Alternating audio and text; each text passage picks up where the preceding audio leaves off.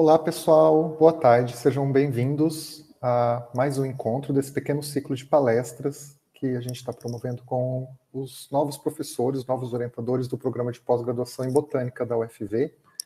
E hoje a gente recebe e vai ter a apresentação do professor Marcelo Rodrigo Passi, que ele vai atuar na linha aí de caracterização morfoanatômica das plantas vasculares.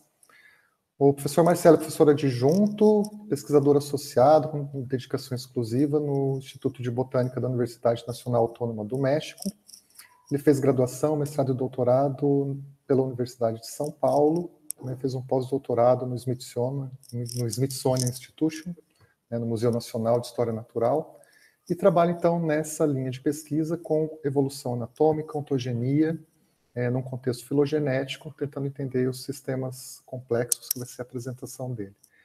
Então, seja bem-vindo, Marcelo, ao programa de pós-graduação e também aqui a esse nosso encontro. E pode ficar à vontade para iniciar a sua apresentação. Muito obrigado. Obrigado a vocês. Então, deixa eu colocar aqui a apresentação. Deixa eu ver aqui.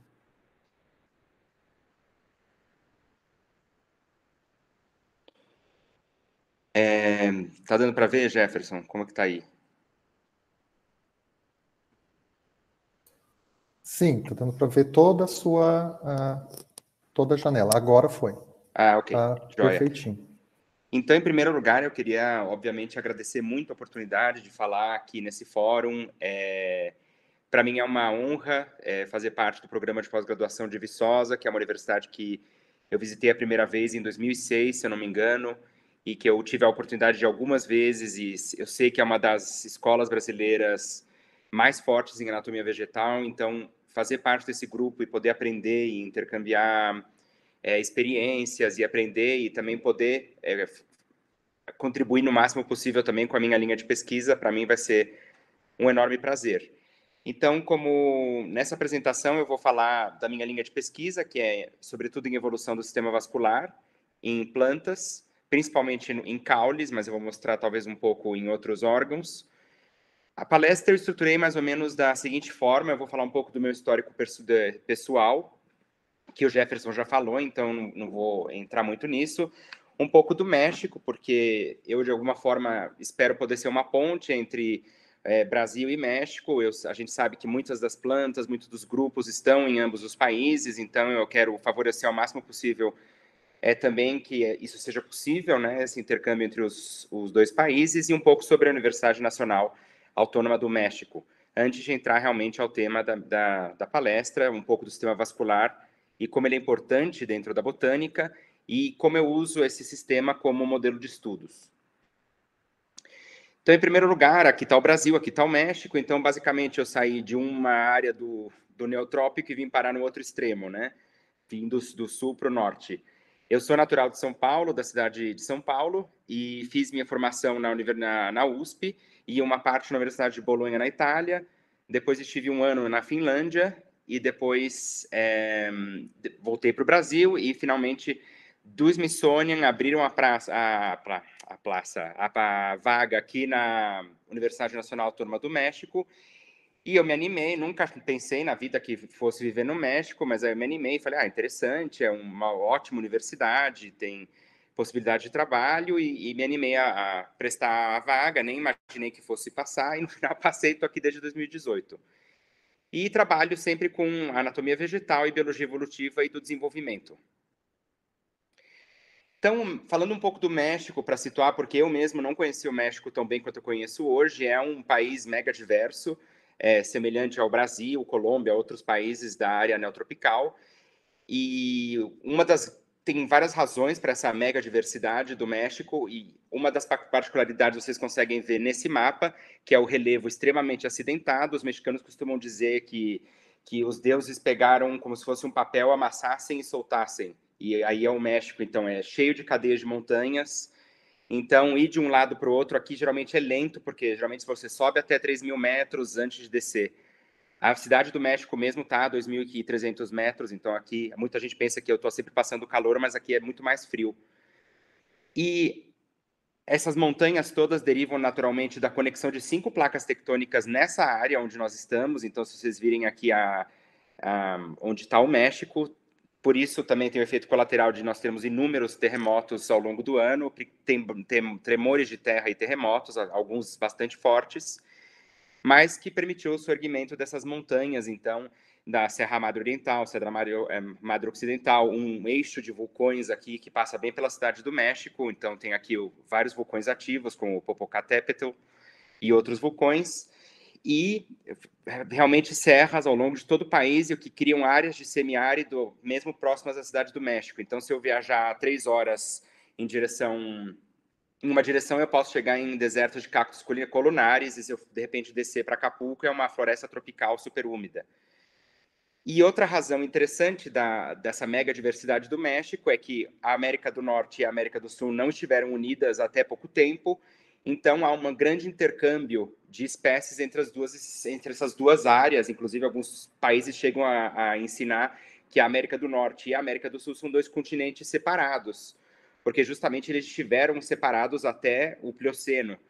Então, houve um grande intercâmbio de fauna e flora, que é chamado, então, do grande intercâmbio biótico entre as Américas.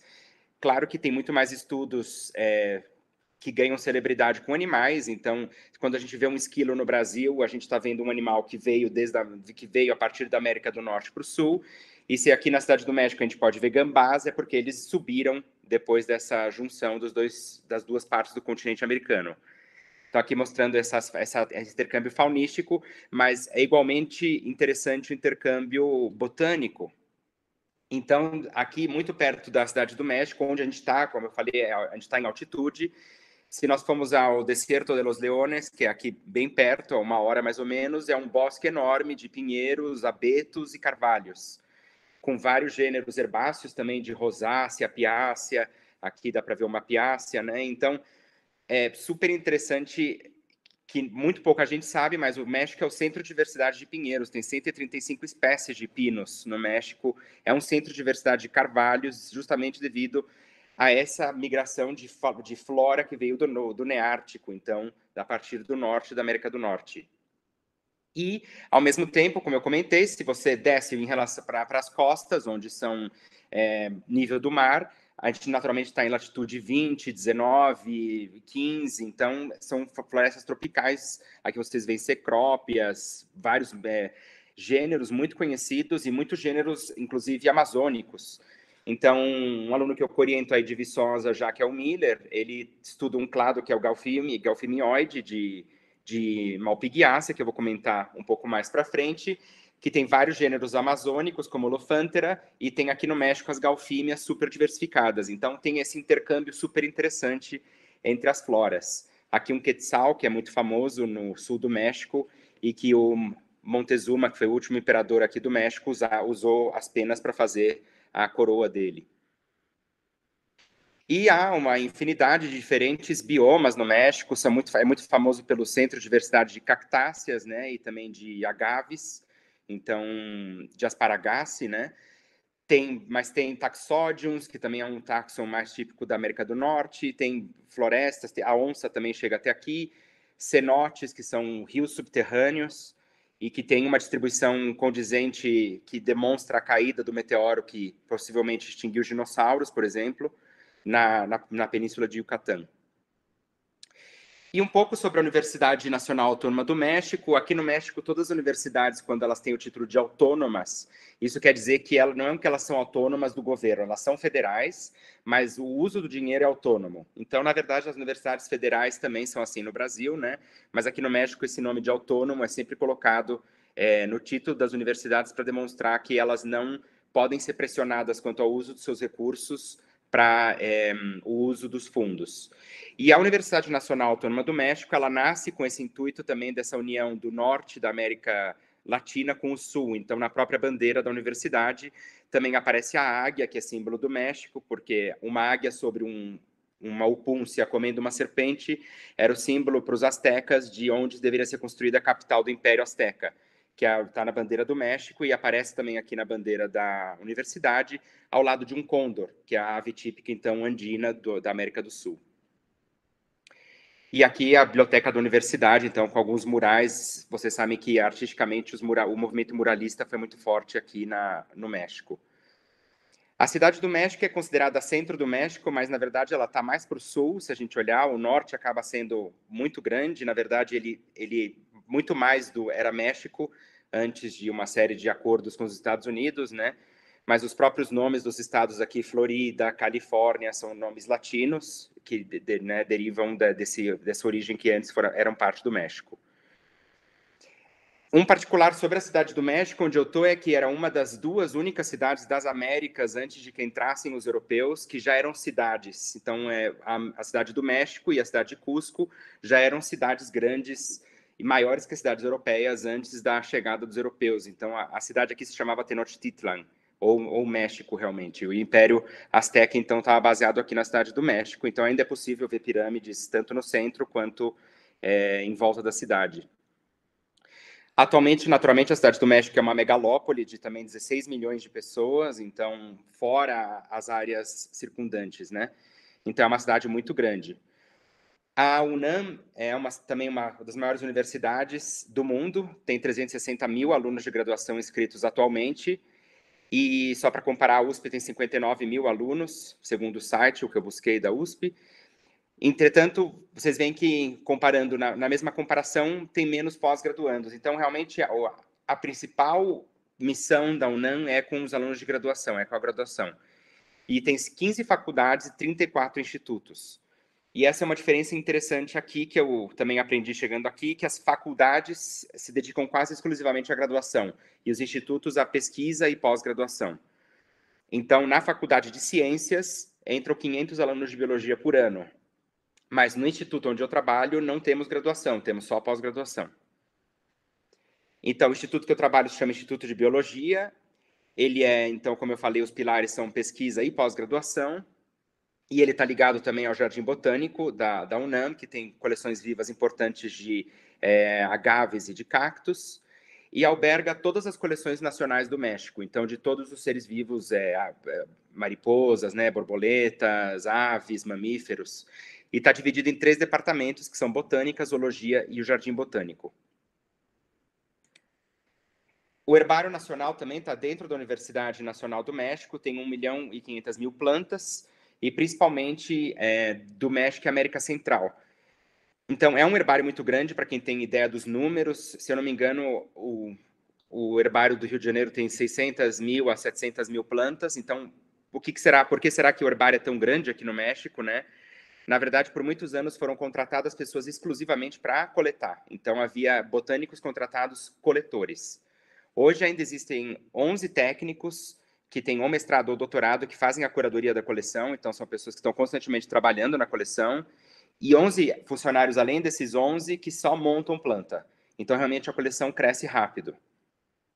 E somos 53 botânicos, incluindo micólogos, pessoas que trabalham com algas, criptógamas e fanerógamas. E, além disso, o Instituto de Biologia também tem 2 sedes fora da cidade do México, uma nos Tuxtlas, que é em Veracruz, que é no Golfo do México, e a outra do outro lado, que é perto de Puerto Vallarta, ou Acapulco, que é de floresta decídua. Então, essa floresta fica completamente marrom na época das secas. Essa já é uma floresta mais úmida, semidecídua, ela geralmente mantém um aspecto verde. Então, depois desse pequeno preâmbulo para mostrar um pouco onde eu estou e para reforçar que todos são muito bem-vindos para visitar ou para fazer parte da pesquisa aqui, eu vou falar, então, mudar para o tópico principal da minha palestra, que é sobre o sistema vascular das plantas. Então, nós que somos botânicos, cada vez que andamos na rua ou vamos num parque, a gente se maravilha com a beleza das plantas, as flores, as diferentes folhas.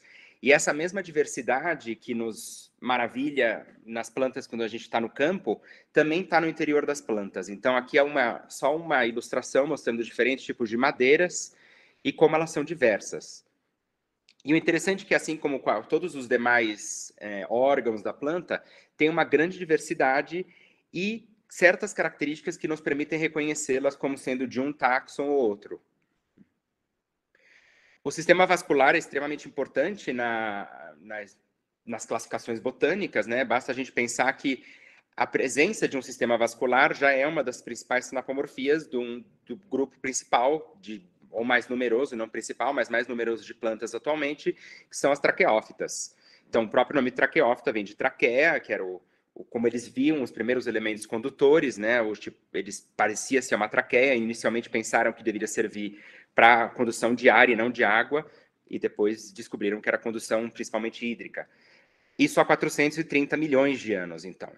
O sistema vascular é o que une essas principais linhagens atuais de plantas vasculares.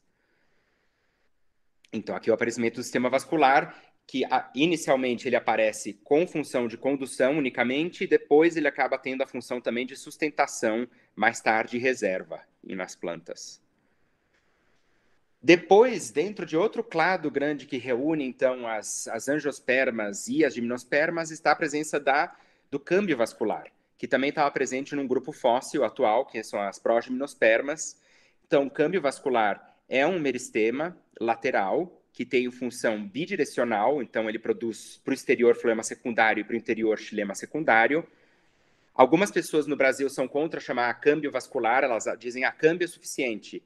E eu continuo usando câmbio vascular porque câmbio, quando Nagel e os primeiros botânicos anatomistas começaram a falar em câmbio, era a ideia de um tecido que produzia bidirecionalmente algo. Então, esse termo... E também existe o filogênio, que pode ser chamado, em inglês, principalmente, de câmbio da casca.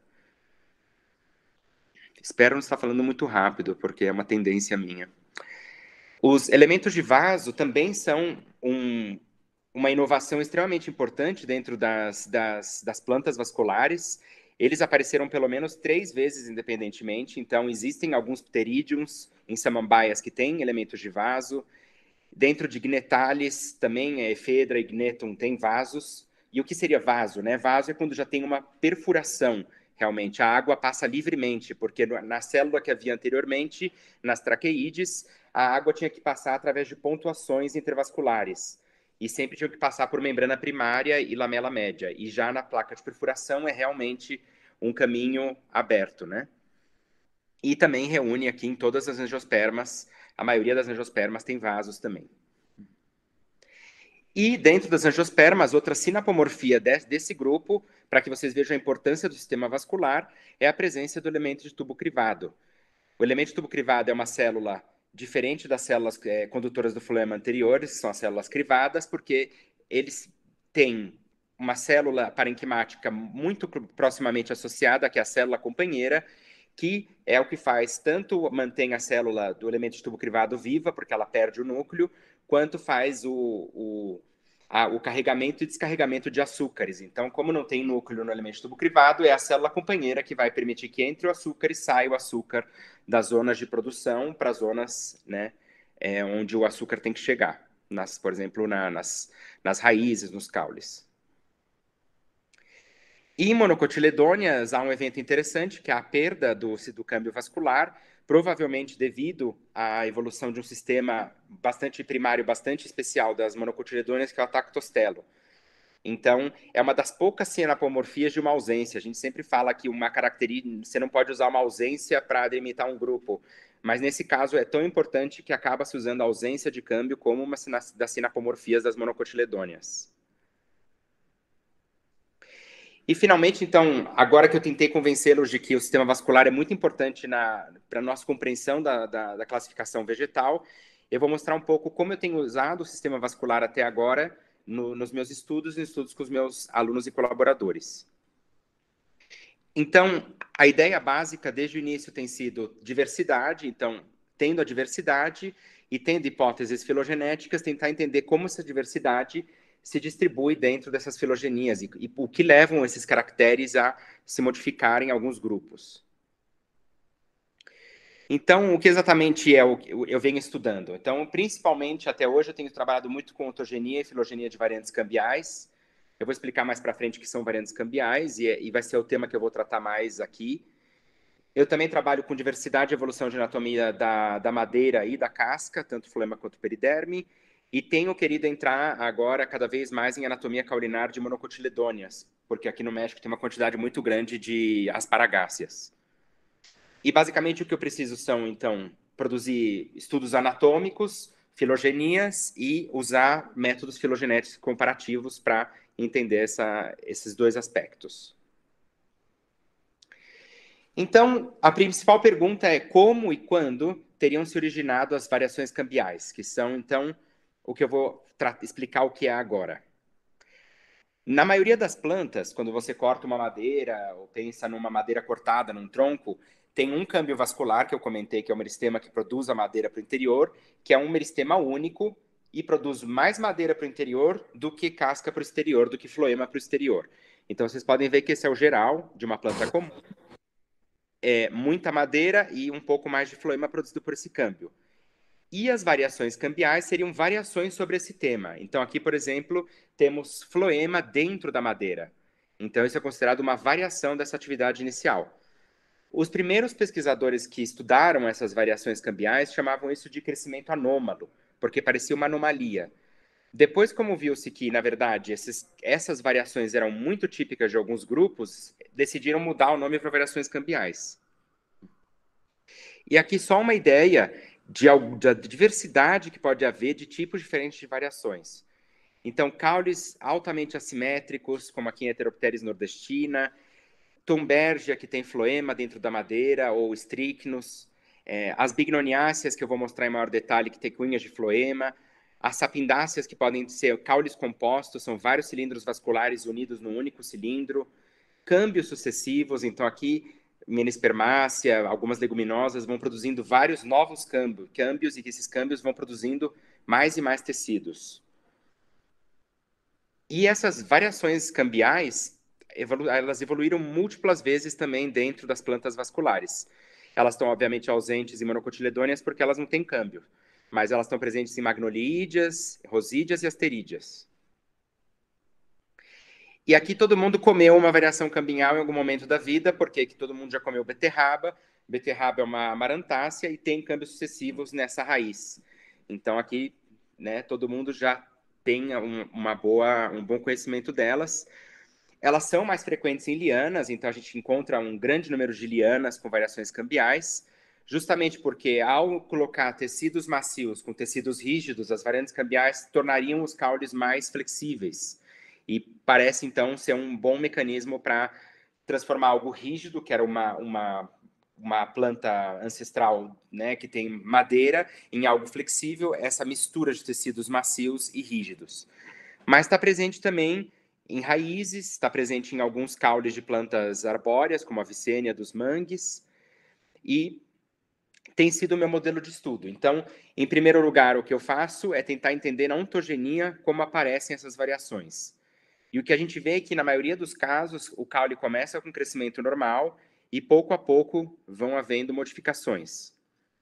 E depois, com a filogenia, a gente vê onde, então, nessa filogenia deve ter aparecido essa estrutura, né? A gente faz um mapeamento na filogenia e encontra aonde estaria esse aspecto. Meus grupos de estudo, então, são basicamente duas famílias, uma dentro de Rosídeas, que é Malpighiácea dentro de Malpighiales, e outra dentro de Asterídeas, que são as Bignoniáceas dentro de Lamiales, e nas duas eu busco estudar, então, a evolução das variações cambiais.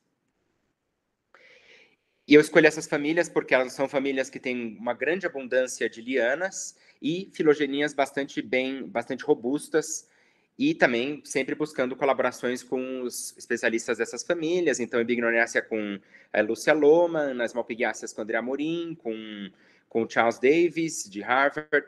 Então, sempre buscando colaborações para ir somando dados, né, e podendo entender melhor os grupos.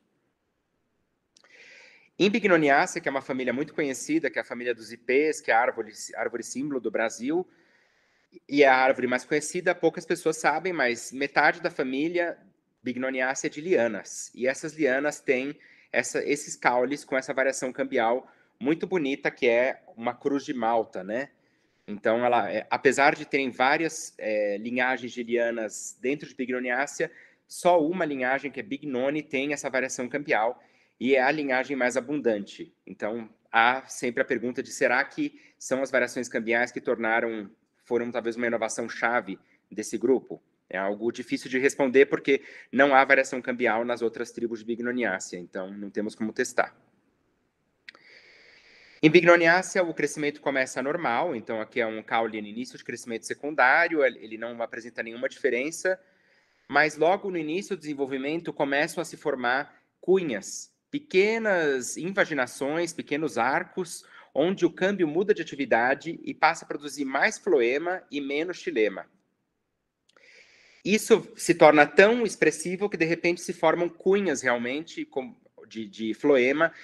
E o curioso é que essas cunhas de floema elas estão equidistantes, elas não aparecem em qualquer lugar, e elas sempre aparecem em alternância com as folhas. As folhas sairiam daqui, entre as cunhas. Então, a filotaxia de Bignoniacea é oposta cruzada, decussada, e as cunhas aparecem exatamente entre as folhas. Se a gente retira uma folha no início do desenvolvimento, desaparece uma cunha.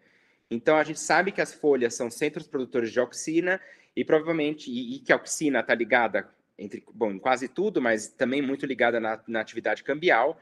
E então, é mais uma justificativa para não usar o termo crescimento anômalo, porque é extremamente preciso e detalhado, né? É algo muito fino.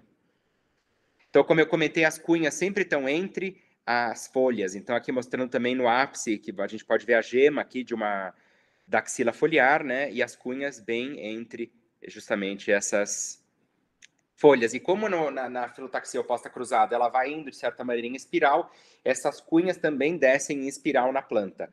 Então, aqui foi um caule que a gente encontrou no chão da floresta, e como a madeira é resistente, ela preservou, o floema degradou, e dá para ver exatamente como vai andando em espiral as cunhas de floema de Bignoniacea no caule. E o interessante também é que o câmbio normal, o câmbio que mantém a atividade normal, e o câmbio variantes têm atividade muito diferente. Então, aqui estão na mesma escala os dois floemas. Notem o tamanho do elemento de tubo crivado, que tem mais ou menos 40 micrômetros, e a diferença do elemento de tubo crivado no floema que está exatamente ao lado. Então, isso levou a gente a propor que provavelmente nessas plantas que têm dois tipos de floema, o floema variante é aquele que está responsável pela maior quantidade da condução de açúcares, porque realmente a gente pode ver aqui a diferença de diâmetros entre os dois.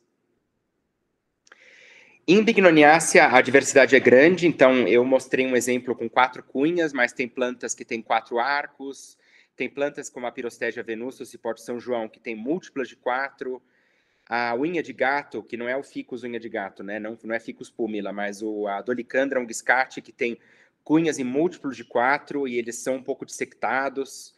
Em Amphilophium, que é aquele pente de macaco, que antes era chamado de Pithecoctenium, as cunhas formadas inicialmente, elas desaparecem, elas acabam se incluindo. Então, quando você olha um caule adulto, aqui, claro, tá foi com corante, né? A gente consegue ver bem que havia cunhas, mas no campo, olhando, parece que nem há cunhas, porque elas ficam lá dentro do caule. E nos arbustos, as cunhas quase desaparecem. Então, o grande especialista de Bignoniacea no passado era Owen Gentry, e ele dizia que as cunhas tinham sido perdidas nos arbustos, mas provavelmente porque justamente no caule, no campo, é difícil localizar. Depois, mais em detalhe na anatomia, a gente vê que eles ficam vestigiais ali. Nós vimos, então, que haviam tipos, né? Estabelecemos 6 tipos, mas nós vimos que, curiosamente, apesar deles serem muito diferentes na anatomia final, todos eles passavam por passos muito parecidos. Alguns paravam em certo ponto, outros quase não chegavam àquele ponto, ficavam meio estacionados, e outros tinham passos adicionais. Quando a gente colocou as ontogenias na filogenia, nós vimos a distribuição, então, e pudemos ver que, se vocês olharem aqui a ordem do aparecimento de passos adicionais e a ordem de aparecimento no tempo filogenético, né? Então, aqui vocês sabem que do nó ancestral da família em direção ao presente, né? Estamos andando no tempo também. Vocês podem ver que foram havendo adições terminais de certas características. O que faz com que, então, primeiro, a primeira coisa que nós vemos que de mudança é a formação de mais xilema e menos floema em certas porções, formando, então, aqui esses arcos de floema. Posteriormente, a gente vê que o câmbio variante, os câmbios variantes param de ter divisões anticlinais, que são as divisões que permitiriam que esse câmbio variante continuasse aumentando. À medida que ele não aumenta, ele fica restrito àquele espaço e acaba formando essa cunha mais acentuada. Depois nós vemos, ao longo da filogenia, em nós mais apicais, nós vemos então a formação das cunhas em múltiplos de 4. Posteriormente, nós vemos a formação de parênquima não lignificado formando essa estrutura. E, finalmente, nós vemos em um clado mais apical a formação dessas inclusões. Essa correspondência, esse fato de que as adições terminais foram aparecendo pouco a pouco ao longo do tempo em Bignoniacea, gera um evento de recapitulação. Se vocês olharem a ontogenia dessa planta e a filogenia do grupo, de quais são os tipos que vão aparecendo ao longo do tempo, a gente vê um padrão de recapitulação. Como vocês sabem, existe a frase célebre, a ontogenia recapitula a filogenia, que é uma frase de Ernst Haeckel, que foi extremamente criticado no futuro, depois dos próprios pesquisadores, porque alguns desenhos do Haeckel ele ajudou um pouco para que isso fosse verdade no desenho dele. Então, ele falava, todas as mesmas fases estão presentes, mas, finalmente, algumas espécies, né, vão além. E isso virou um tabu falar sobre ontogenia, recapitular a filogenia por muitos anos, até que Stephen Jay Gould traz de volta essa história e explica esses eventos de recapitulação como heterocronia. Heterocronia seria a mudança no tempo de desenvolvimento de uma estrutura, que pode ser uma pedomorfose, então, quando há uma interrupção nas etapas do desenvolvimento, ou quando há etapas adicionais, seria uma peramorfose. Então, essas etapas extras nada mais seriam que uma peramorfose em Bignoniacea, mas também temos pedomorfose em Bignoniacea quando a gente pensa nos arbustos. Então, os arbustos, ou até árvores, como essa Adenocalima cladotrichum, elas têm cunhas extremamente pequenas, que seriam, então, uma redução na formação dessa estrutura, gerando, então, essas cunhas muito pequenas, né, quase vestigiais. Então, falei um pouco sobre Bignoniacea, vou falar um pouco agora sobre Malpighiacea, que é o grupo que eu tenho também trabalhado bastante, em colaboração com o André, que está aqui, e o Charles, mais com o André. Mas só para vocês terem uma ideia aqui da variação também dessa família. E por que eu me interessei por Malpighiacea? Porque em Bignoniacea eu só tinha uma linhagem com variação cambial. E em Malpighiacea não, eu tenho várias linhagens de lianas que evoluíram de maneira independente e evoluíram também independentemente de variações cambiais, mas não em todas. Então aqui é uma família que eu posso testar se as variações cambiais ou ser liana é o que promoveria a maior diversidade dos clados.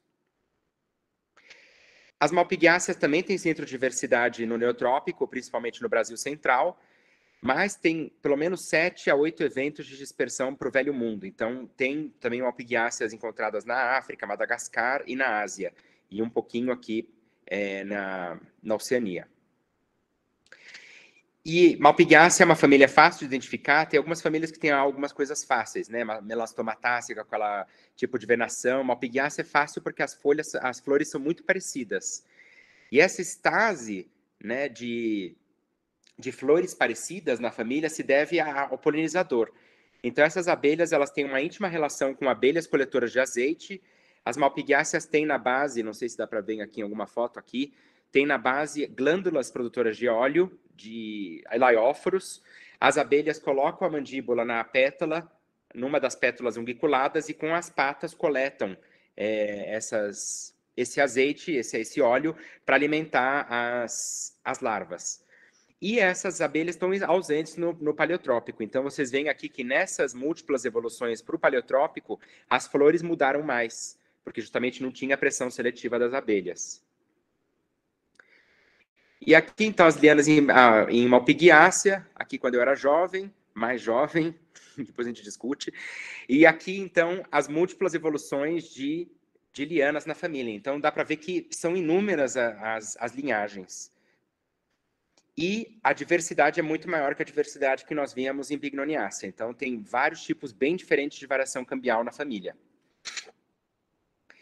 Então, um primeiro olhar que nós demos nisso foi ver onde ocorriam essas variações cambiais, e nós vimos que a maioria delas, ou todas elas até aquele momento, Atualmente, a gente já descobriu fora desse clado, mas até o meu doutorado em 2000, que eu terminei em 2015, todas as variações a gente encontrava dentro desse clado grande que a gente chamou de tetrapteroide sensulato. Então, a gente vê aqui os diferentes tipos de variação. Nós estudamos também as ontogenias delas, mas ao contrário do que nós vimos em Bignoniacea, muitas são realmente únicas. Outras, sim, têm passos compartilhados, mas algumas são realmente exclusivas de certas linhagens. E eu vou explicar uma dessas várias variações cambiais, porque senão se me estenderia muito e eu ia matar todo mundo com tanta informação, mas que são os caules fissurados em Malpighiaceae, que são esses caules muito bonitos, muito usados em artesanato, inclusive no Brasil, para fazer brincos, mesas, espelhos. E como eles se formam, então?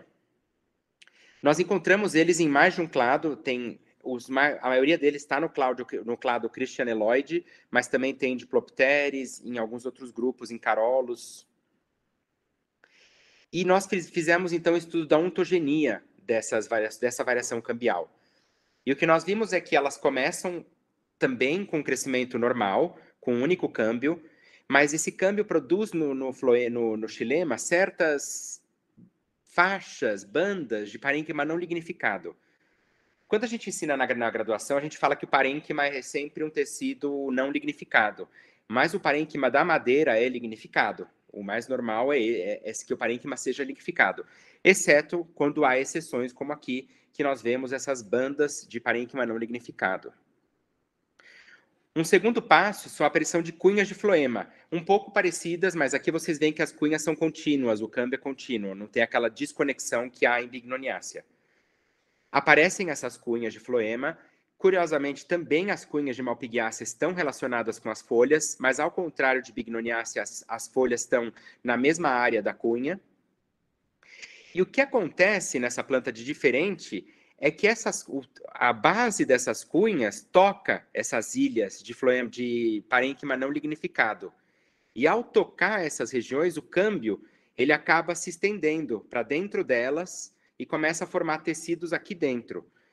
E começa a fazer uma divisão tão louca que começa a dissectar fissurar todo o xilema secundário, formando, então, essas ilhas de xilema imersos em filema secundário, em parênquima cortical, e o câmbio vai se adentrando em todas as partes não lignificadas, acaba rompendo a conexão que tinha com o centro, com a medula, e acaba gerando um padrão que une todo esse parênquima, a gente chamou até de parênquima disruptivo, porque não é mais possível aqui ter certeza de qual é a origem de alguns parênquimas aqui, porque tem parênquima medular com parênquima floemático, parênquima cortical, formando, então, essa massa. E o interessante é que nós conhecíamos as espécies neotropicais do clado Christianeloide, né, que a gente sabia que eles tinham essas características, esses são os gêneros, né?